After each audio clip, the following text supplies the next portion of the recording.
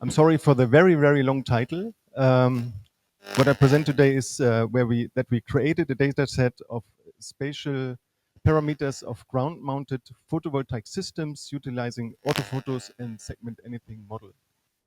I'm working currently, well, the work was done at the Application Lab for Artificial Intelligence. And on the first day, I saw someone present, showing a slide about himself. I like the idea as well. If you want to connect on social media, I'm on Blue Sky and on LinkedIn. And give you a quick overview of how this AI lab is integrated in the government. So we work for the Federal Ministry for the Environment, Nature Conservation, Nuclear and Consumer Protection. So this is basically the umbrella, and they are a federal agency belonging to this. So the AI lab basically is there to help these federal agencies. So we work on in use cases. That's what we call it. So colleagues from these federal agencies, when they have problems or questions, they can come to us. Let's say they need a pipeline to be done, automatization of something. They come to us. We discuss about the idea, if it's possible or not, and then we work in between 3 to 6 months on these topics. And what I present today was an idea which came from the Federal Agency for Nature Conservation. In the title, you may have seen ground-mounted photovoltaic systems. What does it actually mean? I'm talking today about solar panels which are installed on racking systems on the ground. So I'm not talking about any solar system on rooftops or on buildings. These kind of field, I mean, you come across them all over Europe when you are on the highway, for example.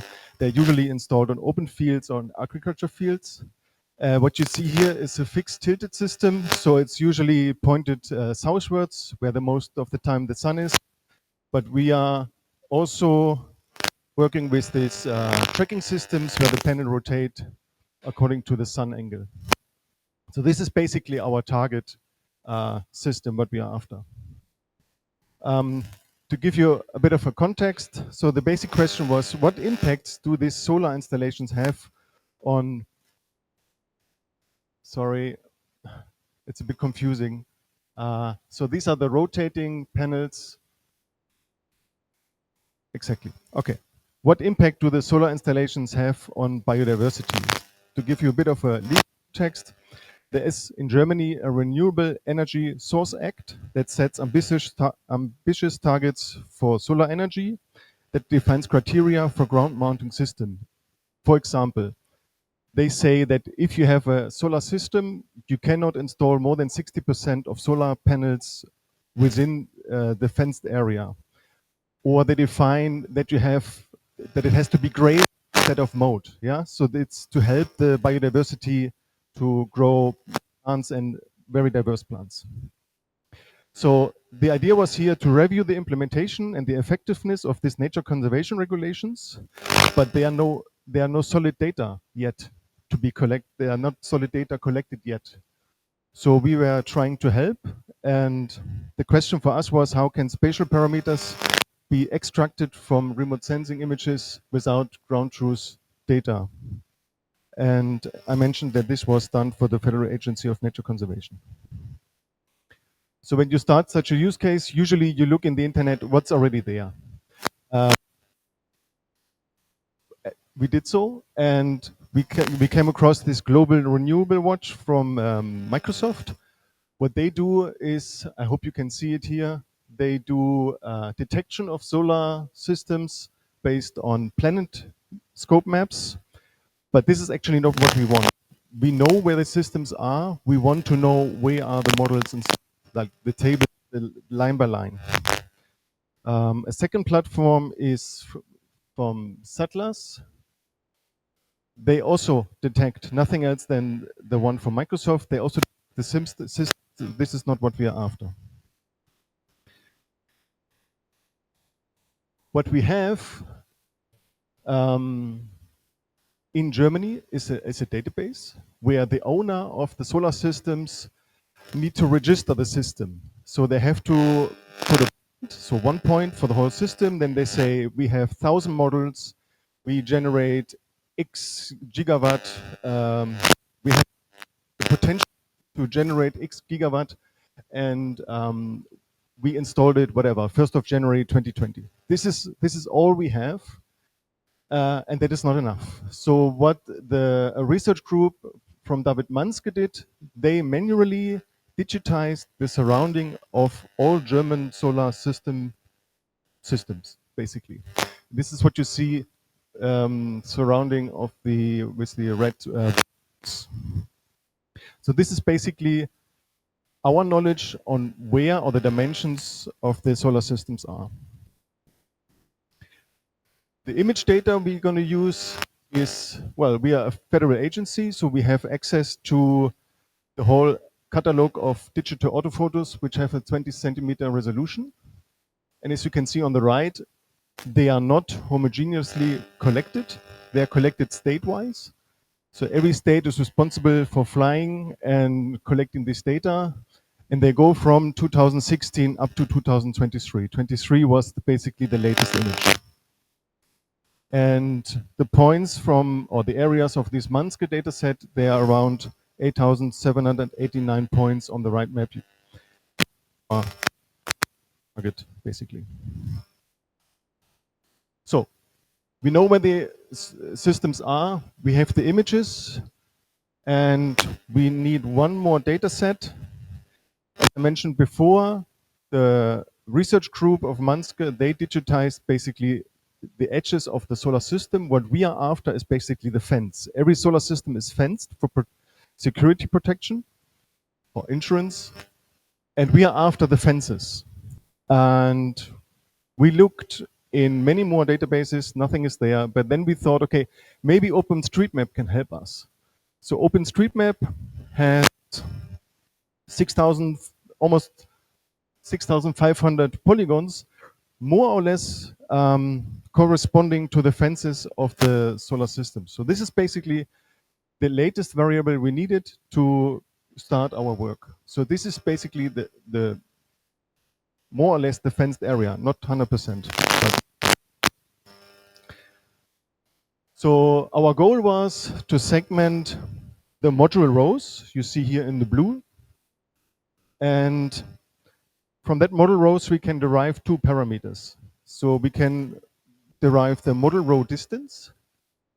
This is important to know how much space plants have to grow and how much shadow is casted by the models.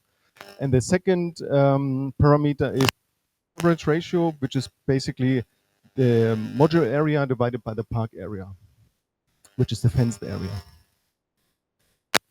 So for this, we don't have training data, so we used segment anything for meta.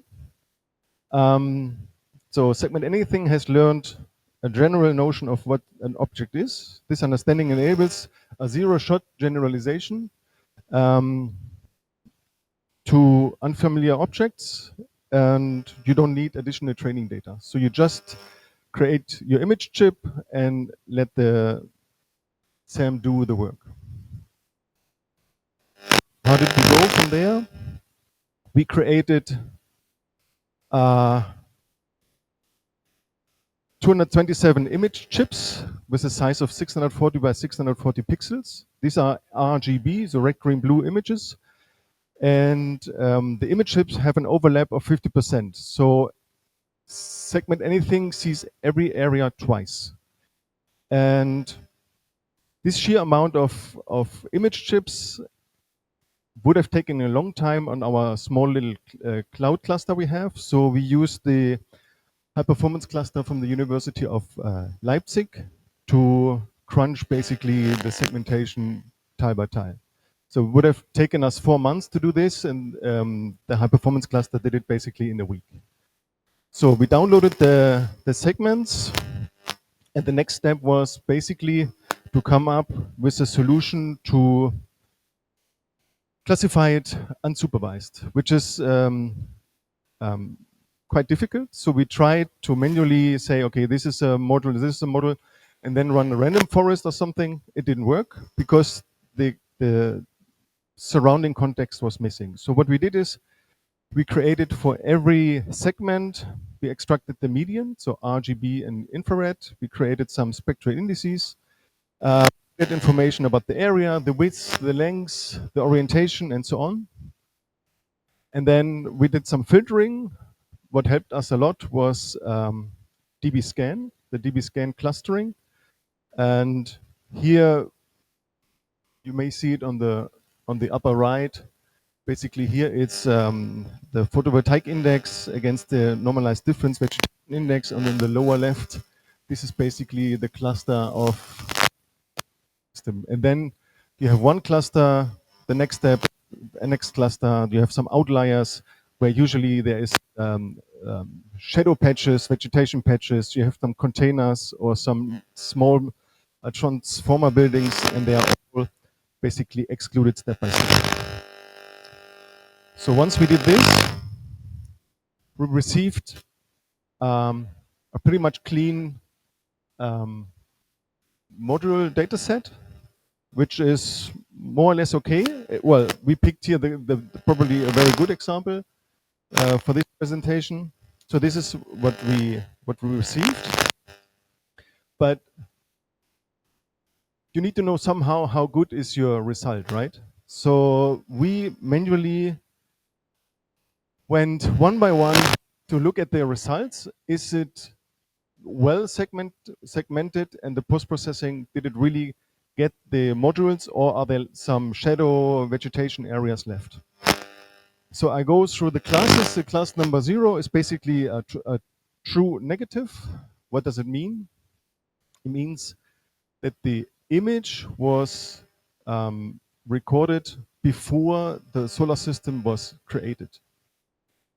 Now you could say, well, if you know that, why don't you filter out the systems? It's not so easy, because very often the solar systems are installed, and then 5 months later they are registered in the official database, and then they can transmit all the energy they're producing. So the systems are installed, later registered, and the registering date is basically the date we are working with. So we needed to check, is the system installed before the registration date. And in 1044 cases, it was not the case, so the image was really taken before the system was actually built. Yeah, we cannot change this. The first class, or second class, is false negatives. This is really a mistake. So it's either that segment anything didn't segment anything, didn't see an object here, or that our post-processing filtered it out because it doesn't look like a normal module table, let's say. And then we have two more classes. One is where we say segmentation is fine, but we didn't catch all the segments, less than 90%, or the best class here, more than 90% of the segments are well segmented. And as you can see, we still have a lot of, you can't see. It's confusing. I see it here, but you can't see it. It's, sorry. So we have 18% of class 2, meaning we have to improve these values, and we have to go back to improve this one as well. So the following slides are now results or some statistics about the well segmented areas. So now we can go and really do some calculation of the row spacing. And so this was done for class number 3. And we calculated here the nearest neighbor distance between all these rows. And you can see that the distance is about 3.2 meters between every row. Just enough that a tractor can pass, or a maintenance vehicle can pass. But you see also, hopefully, also here a little bit of some mistakes in the segmentation, where the segments are still too close because of some shadow remnants. So the distance is in reality like 3 meters, but here you can see it's probably 1 meter, half a meter, which is wrong. So this is what we have to deal with. If you look at this at time, so in general, I said it, it's around 3.2, 3.5 meter, but we were also proving that over time, the distance is decreasing. So from 2000 to 2009, the distance was about 5 meter, but now it's less and less space between the module rows. And this is because the owner of the solar system is basically required to generate more energy, and the solar panels are also much cheaper now. Yeah, and now we can see that the distance is decreasing by roughly 20 centimeters with new installations per year. The second statistic, or the second parameter we expected, is the ground coverage ratio. You may remember this picture from the beginning. So this is basically a ratio of 25%. So 25% of modules within the red area. And this Energy Resource Act says it shouldn't be more than 60%. And what we came up with is that this is basically the benchmark, and there are some installations with more than 60%. And this is bad. But now the colleagues from the Nature Conservation Agency, they have some hindsight here where these installations are, and check more, basically. So the data set, we published it in Zenodo. So if you are interested, you can download the segments, and there's also the source code included to get more information on how we did the post-processing. And some summary statements. Basically, we think that our approach allows to extract detailed spatial parameters of these ground-mounted PV systems with segment anything and dbScan. There's still room for improvement for the false negatives we had, and we still need to repeat the segmentation for parks with missing segments. Nevertheless, so this is something we can certainly do, but what is still be difficult to solve is the problem with the autophotos and the speckled recording dates of these images, so that there's always this lag between installation date and recording date of the images. What's certainly possible is probably to use very high resolution satellite images, like world views, for example, with 30 centimeters resolution. But this is quite costly if you want to do this for 8,000 solar systems. And some further work. We believe that our segments is a good starting point for other working groups who want to apply a deep learning model. So now this could be a good training data set for a deep learning model. We may actually do this as well. So depending on the time we have. What isn't solved, and we still don't know how to do this, is to detect fences. So the surrounding of the solar systems, we know there are freely available LiDAR data. For some areas of Germany, Germany itself is now starting to collect a whole data set for the whole of Germany. And they started from the north to the, it started in the northern area in Hamburg, and they make the data available step by step. But so far, there's nothing covering the whole of Germany. And we also believe that the LiDAR data can help us to extract the module age, for example. So if you have this information, you can derive other parameters of shadow, for example. So this might be our future work. I think that was the last slide. Thank you for your attention, and if there are questions, I'm happy to ask.